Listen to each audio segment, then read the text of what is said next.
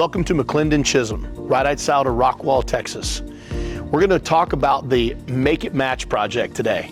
And what that consists of is this massive gable that you see behind me, this beautiful retaining wall and bench, some salted concrete, and an extension of the natural patio which existed here that we extended out 20 feet.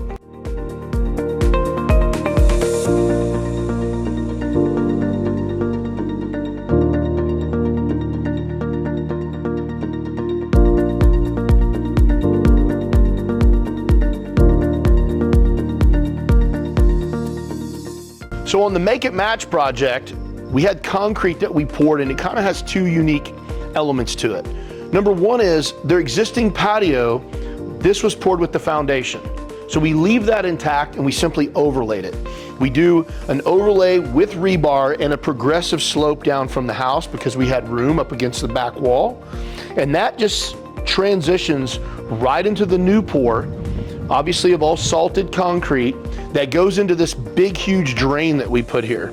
The reason we did this is because any water from storms that may flow this way from the house will also be coming this direction, and we have this retaining wall that would hinder our slope. So we decided to pitch the concrete into this large drain and then some obviously out to the yard. But the issue back here was they have some drainage problems in the yard. Their yard tends to hold water. So the goal is get any water that comes onto the patio down into the drain and out the drain system away from the house. The retaining wall was put here because we were concerned of the slope of the yard coming down and having a lot of washout, washing dirt and mud and everything up onto the concrete of their patio.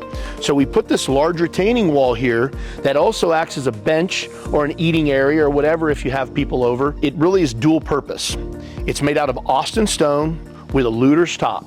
So let's talk about the underground of this particular project. We always mention that because it's extremely important that you think about that before you do anything. So number one was this primary concrete drain that I just talked about in explaining the concrete. That's super important for a number of things. Number one, the yard floods.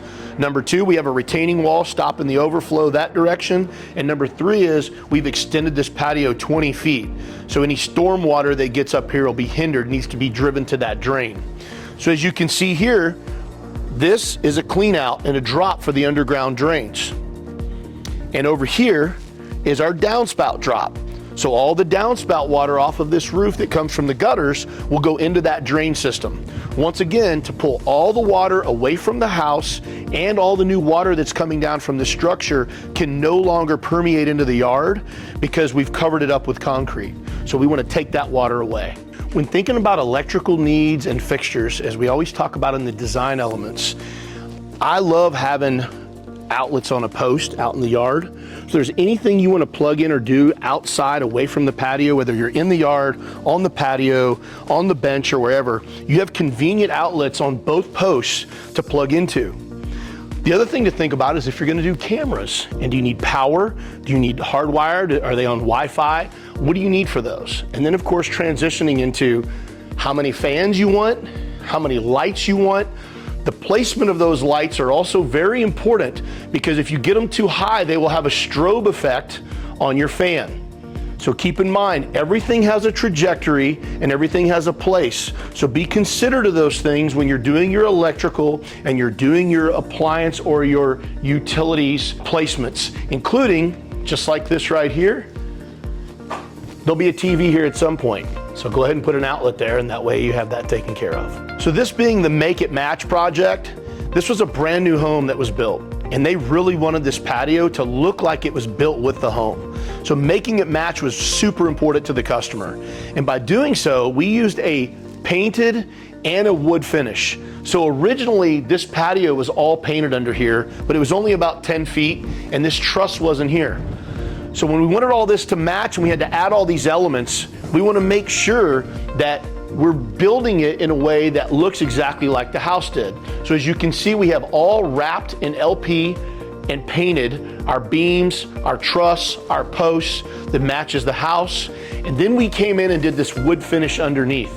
So when you look at it from the outside, it looks like it was built from the home. When you step under the inside of it, you can clearly see it's very customized to suit.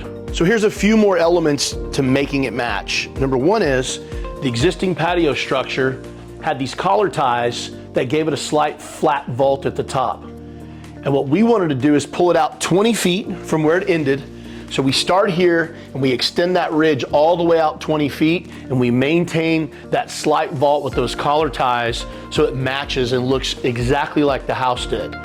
But the other thing we had to do is we had to add this truss because there was no truss or support here because it was such a short roof. But since we extended it and added the additional ridge, we had to come in and add these LVLs wrapped in LP and then do a ridge support all painted to match the house.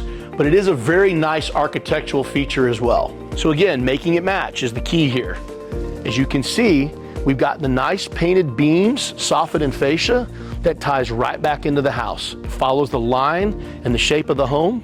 And then on top of that, we took and matched the gutters. So you've got a beautiful bronze gutter matching the house, downspouts. But then if you go a little higher, you're gonna see our roof line. And if you notice our ridge, you can't tell where our patio starts and stops and the other one begins.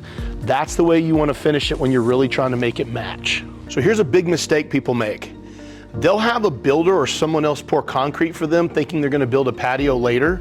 And what they'll do is they'll come where the existing patio was inside this wall and they'll pour the concrete from there. And they think that that's good because they've matched the home patio. Here's the issue. When you add on to it and you seamlessly integrate, your beam has to actually scoot over 10 inches to set on the wall plate. It doesn't sit over here.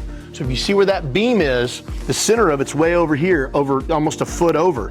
So if I only had concrete out here, I would have no place to put my footing for my post. So as we follow this beam, you'll see where this post lands, and I have to have a footer here, which is outside of where the old patio was. So definitely think about that. If you're gonna pour concrete first, you need a footing for your post to set the beam on the house. So here's a really unique feature to this gable that we did.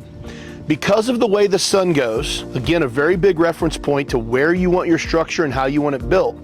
The sun comes over their house and lands that way, which means for a particular part of the day, they're getting an excessive amount of sunlight through here, even maybe more than they want. And so what we did is we came in and built this louver system out of 2x material. As you can see, it's blocked and we structurally built it around the inside of our ridge support and our decorations. And by doing so, it cuts out a lot of the sun, but it allows air to flow seamlessly and it allows them to still get some natural light under the structure. So if you look at the top of this gable, even above our louver system, right up there you'll see a little triangle piece that fills in that gap. And the reason that is there is because there's collar ties on this with that slight vault that you can see right here under the ceiling.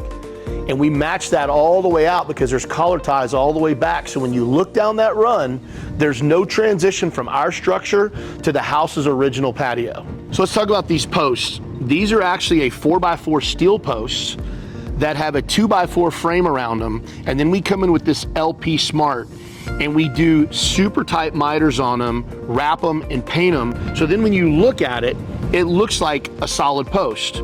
Now we've talked about this using cedar, and when we do a cedar wrap, the cedar you can't get super tight with miters because it's a rough material and it contracts and expands with the weather. But on this material, we can get super tight miters. So a couple things you need to think about when you're dealing with a client or as a client. They were kind of going back and forth about this particular option. And the option was, do we leave the truss off and then have to slightly over-engineer to build that long run, which was over 30 feet? Or were they okay with the truss being there and we tie into the existing patio and extend?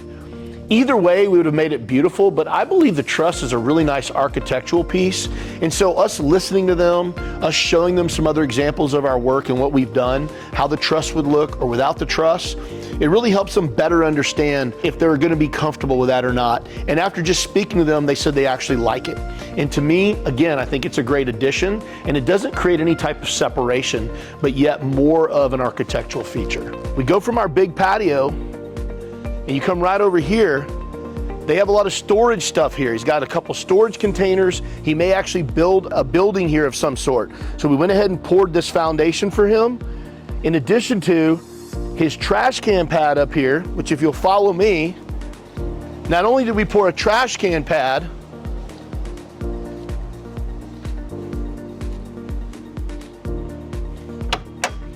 we poured a walkway all the way to the driveway so he can roll his trash cans in and out. And last but not least, a very subjective decision you have to make is, how do you want to lay your floor plan out? So where do you want your furniture? So asking the customer, where do you see yourself hanging out?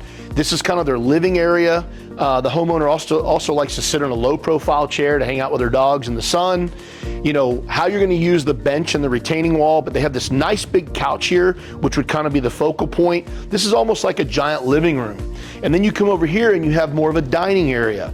So you have this beautiful dining table here, and here's the gas stem out, which they're going to build a kitchen for later, or just get a grill and hook it up. So you have your dining area on the existing patio, and then that transitions out into this huge living space. So those are all things you want to think about when you're laying out your floor plan. So a challenge in this project. One of the challenges was the homeowner, when we came out and got all the rough framing done, as we talk about often, that goes very quickly. Our main objective is to get a roof on this thing, get it in the dry, out of the elements, so we can work underneath. And one thing that happens is the customer kind of develops a preconceived notion of speed. So when we're here trying to hurry up and get these things in the dry, that may only take a few days. So then that becomes the expectation of the rest of the project, and it's not. Because the more finite details you get to, whether it's electrical or trim work or wrapping or painting, all of those are slower and take longer. So make sure you're mindful of that process, that the rough framing is going to go very quickly, but then everything will progressively get slower as you get to the end, simply because of the level of detail involved. In conclusion to the Making It Match project, always keep this in mind. Go to the end of your vision, the end of your project, what you want, everything you think you might need, and any problems that you may or may not be aware of, such as your yard flooding, underground drains, matching the elements of the house where you're taking the exact material and you're using the exact paint down to the gutter system. That way, when you're looking at your project, it's exactly the way you envisioned it, matching the home. So take some time, have these discussions, write it out, make some lists, take some pictures, and really work through those details so you're not playing the after game. We really appreciate you watching and hope that you have the best of luck on your build.